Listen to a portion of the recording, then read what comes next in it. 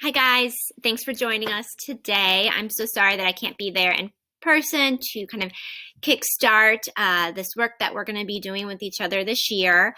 As Kristen probably already told you, I'm busy with K through 2 and TC today. But thank goodness for technology because I can be there in spirit. So we are kind of naming this work that we're doing together as our data-driven dialogue. And this is going to be an evolving process that changes over time as we grow in our practice as educators, and most importantly is going to reflect the data that we are getting both formally and informally from our students. So just like the title, this process is going to involve a lot of conversation. So to kind of help set the mood and the purpose as to why we are here, I have a video clip. So go ahead, pause me, enjoy it, and I'll be back in just a few moments. All right, so I don't know what you guys thought, but every time that I watched this video, it just warms my heart and it just makes me feel so good. And I really think that this video is a real great example of what small groups are all about. So just like these two boys had to be very planned and purposeful in how they went about sharing this experience with their friend who was hard of hearing, we have to approach our small groups very planned and very purposeful based off of the needs that we're gathering from our students. And just like those boys had a couple missteps, or they really weren't quite sure what to do, or the times where they had to rely on others to provide tools, we are going to do that during our data-driven dialogue for each other. So when we think about the how are we going to do this? How are we going to spend our time? It's really all going to be about re-envisioning how we approach, plan for, execute, and follow up with small groups.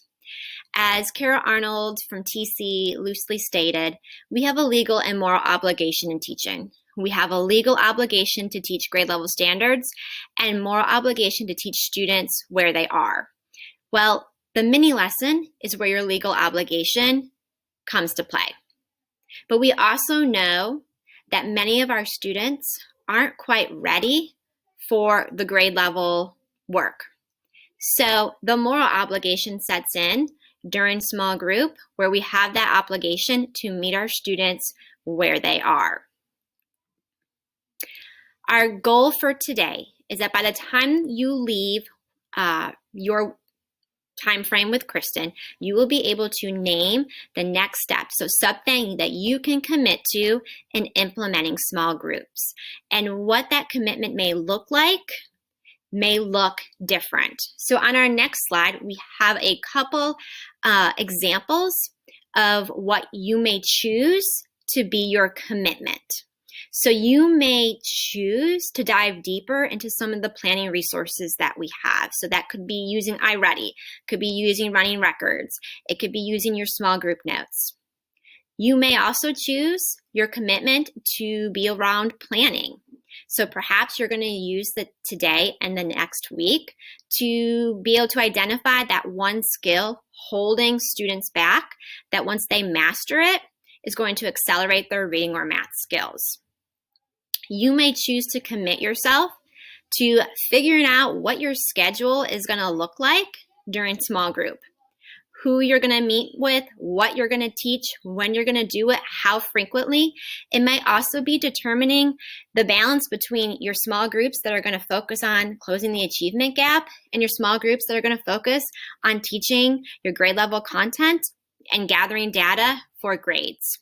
But you may also choose this time to kind of look into and try out some of our tools. So things like phonological awareness, guided reading groups. For fifth grade, it might be strategy groups. It might be using the Sarah Vello books. It could be iReady lessons. You know, what you choose your commitment to be is endless. And Kristen can tell you more about that. Bye.